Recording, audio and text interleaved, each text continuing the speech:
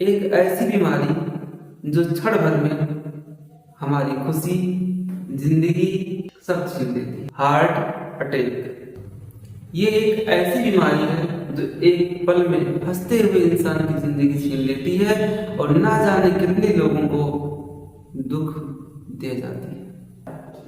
लोग कहते हैं कि कोलेस्ट्रॉल नसों में जाके जमा होने लगता है और जमा होने के बाद हमारी जो रास्ता है खून बहने का, जो नसें हैं वो सक्रिय हो जाती है, जिसकी वजह से हार्ट अटैक आता है।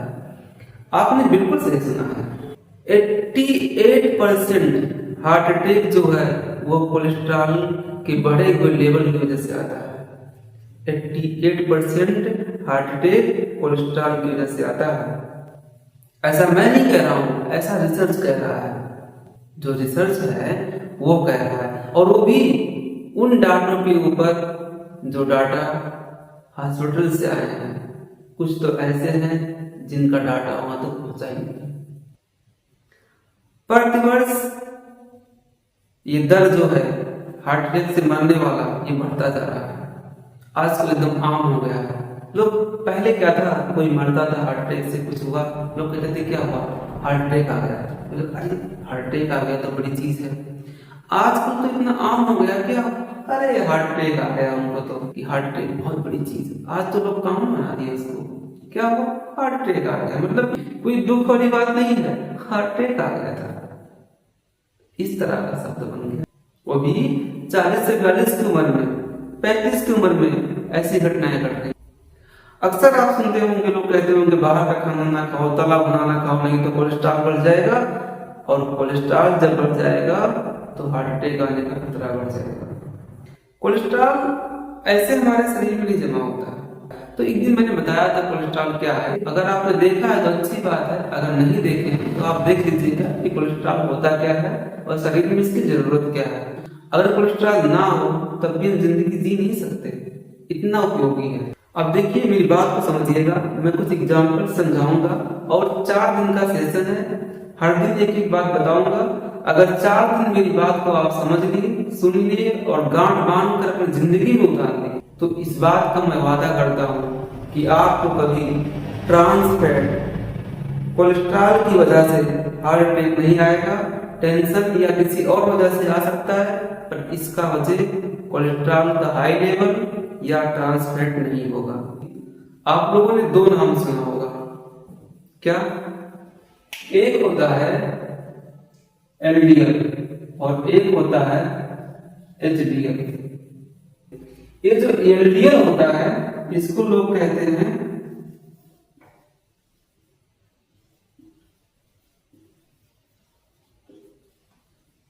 बैड कोलेस्ट्रॉल, और ये जो एचडीएल होता है इसको लोग कहते हैं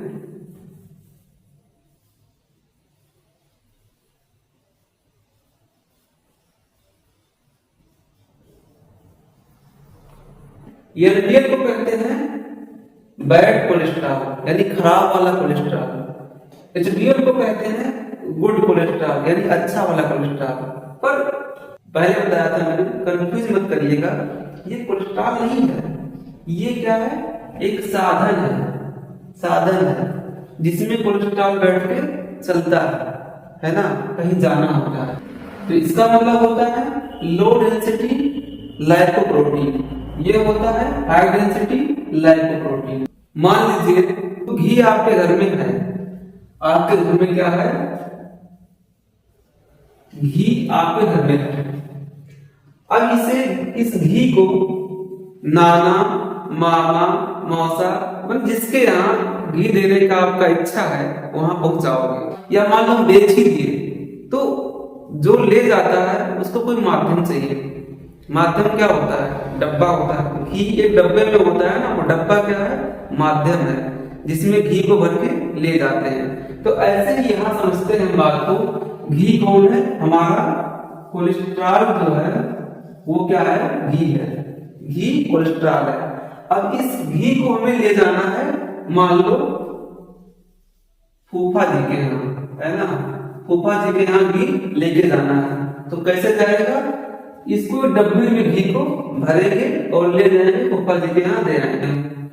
फिर क्या करोगे, डब्बे में पैक करके आप घी को लेके आए फूफा जी के यहाँ। ठीक ऐसे ही कोलेस्ट्रॉल कहाँ बनता है, कोलेस्ट्रॉल बनता है लीवर में। लीवर में जरूरत है मालूम हमारे किसको, सेल को, जो हमारी कोशिका है इसको जरूरत है। अब जो ये घी है यानी जो हमारा कोलेस्ट्रॉल है वो क्या है, फैट है। और फैट आप भी जानते हो कि पानी में कभी नहीं मिलता, तेल पानी में कभी नहीं मिलता, तो वो खून में मिलेगा नहीं और यहाँ तक पहुंच नहीं पाएगा, क्योंकि खून एक माध्यम था, ब्लड एक माध्यम था जिसमें मिलकर यहाँ तक आता। तो ये साधन जो था हमारा LDL, ये साधन है, ये माध्यम है। जैसे यहाँ डब्बा माध्यम था, यहाँ पे LDL एक डब्बा है, वो माध्यम है। अब वो क्या करेगा, LDL लीवर से जो कोलेस्ट्रॉल निकला था उसको भर देगा। इसमें LDL में ये क्या है, LDL है, इसमें क्या होगा, कोलेस्ट्रॉल भर उठा, कोलेस्ट्रॉल भर गए और ये डब्बा कहाँ आएगा, ये डब्बा आएगा सेल के पास, जहां जहां इसकी जरूरत होती है वहां वहां पहुंचता है। यहां तक समझ में आ गया आपको सारी बात। अब समझाते हैं आगे दिक्कत कैसे होती है। दिक्कत ऐसे होती है कि ये जो हमारा LDL का डब्बा था,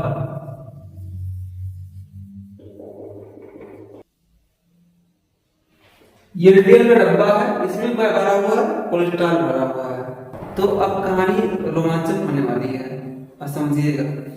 LDL हमारा क्या किया, कोलेस्ट्रॉल को भर लिया। अब ये डब्बा लेके चला, कहाँ आना है, सेल के पास, सेल के पास इसको लेके जाना मान लीजिए, ठीक है।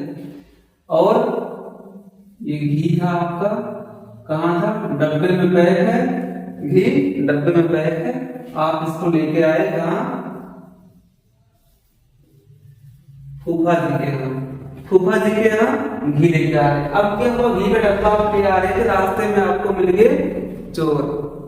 चोर क्या किए, घी छीनने के लिए आपके ऊपर अटैक किए, घी छीन लिए और छीन के क्या किए, डब्बे को घी वाले तोड़ दिए, फाड़ दिए और फाड़ के घी सारा निकाल दिए, तोड़ के डब्बे को घी निकाल दिए। कौन, बदमाश लोग अटैक कर दिया, है ना। ठीक ऐसे ही इसमें होता है, कोलेस्ट्रॉल को लेके LDL कोलेस्ट्रॉल को लेके आ रहा था, इसको मिल गए बदमाश, इसको मिल गए बदमाश यानी चोर। चोर कौन होता है, ऑक्सीजन फ्री रेडिकल आके इस डब्बे पर अटैक किए। तो जो लाइपोप्रोटीन जो था LDL था उस पर अटैक किए। जैसे ही अटैक करने के बाद क्या किए, ये जो डब्बा था यानी कि LDL जो है इसके यहाँ पे अटैक की और ये बना होता है फैट से। तो इसकी जो लेयर है, ये प्रोटीन और फैट की जो लेयर है, इसको क्या किए, तोड़ दिए। जब तोड़ दिए तो ये हो गया खुरदरा, और इसी को क्या कहते हैं, ऑक्सीडाइज LDL, ऑक्सीडाइज LDL। जब ये LDL कोलेस्ट्रॉल को लेके सेल के पास आ रहा था, तब इसे रास्ते में ऑक्सीजन फ्री रेडिकल्स मिले जो चोरों की तरह इसके ऊपर अटैक कर दिए। अटैक करके इस डब्बे को, इसकी जो लेयर थी उसको तोड़ दिए। जब इसको तोड़ दिए, ये हमारे नसों में चिपकने लगा। LDL तब तक ये बुरा नहीं था जब तक ये टूटा नहीं था, लेकिन अब LDL टूट गया तो ये क्या हो गया, बुरा हो गया। क्योंकि जब LDL टूटा तो इसमें से लिपिड निकलना शुरू हुआ, और दूसरी चीज ये LDL जो है ये ऑक्सीडाइज LDL बन गया। और ऑक्सीडाइज LDL जो होता है ये हमारे नसों में चिपकता है। अब कैसे चिपकता है, इसके पीछे भी कहानी है। हमारा LDL डब्बा जो था इसमें कोलेस्ट्रॉल भरा हुआ था, कोलेस्ट्रॉल को लेके सेल तक जा रहा था, सेल तक जा ही रहा था कि रास्ते में चोरों ने अटैक कर दिया, बदमाशों ने अटैक कर दिया। वो कौन थे? ऑक्सीजन फ्री रेडिकल्स थे। ऑक्सीजन फ्री रेडिकल्स इस पे अटैक किए। अटैक करने के बाद इसकी बाहरी सेल को, इसकी बाहरी जो ये दीवार थी, इसको तोड़ दिए। इसकी बाहरी दीवार जब टूट गई तो ये बिखरने लगी। तो इसका स्ट्रक्चर टूटा, टूट के जैसे ही बिखरा, टूट कर जैसे ही कहाँ बिखरेगा? ये जा तो रहा था हमारे नस के बीच से, एलडीएल जो है वो नस के बीच से जा रहा था।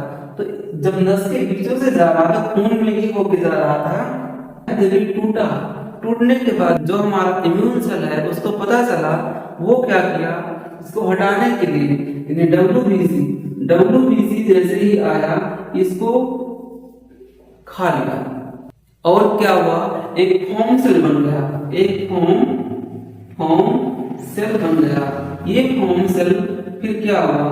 ये जो हमारी नसें थी इसमें जमा होने लगा, प्लग बनने लगा, नसों में जमा होने लगा, प्लग बनने लगा। ये प्लग बनता है हमारे हार्ट अटैक का खतरा। ये प्लग बनता है हमारे हार्ट अटैक का खतरा,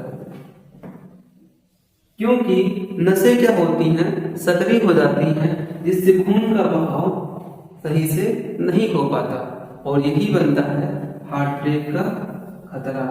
तो लोग क्या कहते हैं कि कोलेस्ट्रॉल बढ़ने से हार्ट अटैक का खतरा बढ़ गया।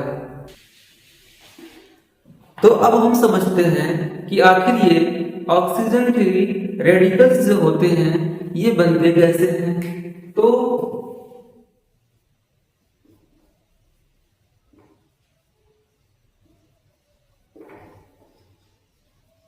ऑक्सीजन फ्री रेडिकल्स ऐसे बनते हैं, एक एग्जांपल समझिएगा। जैसे आपके घर में कोई लोहा पड़ा है, सरिया है मान लीजिए लोहे का, वो आपके घर के बाहर पड़ा हुआ है। अब क्या होगा? शीत पड़ेगा, बारिश होगी, धूल आएगा, पोल्यूशन है, धुआं है। इन सब की वजह से क्या होगा?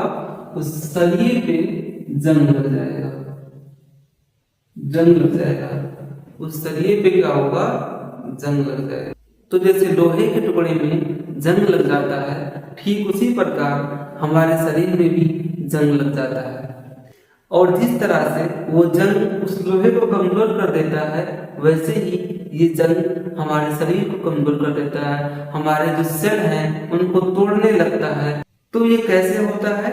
ये होता है जो हमारे ऑक्सीजन फ्री रेडिकल्स हैं, ये बनते कैसे हैं? अब मानते हैं जैसे हमारी गाड़ी है,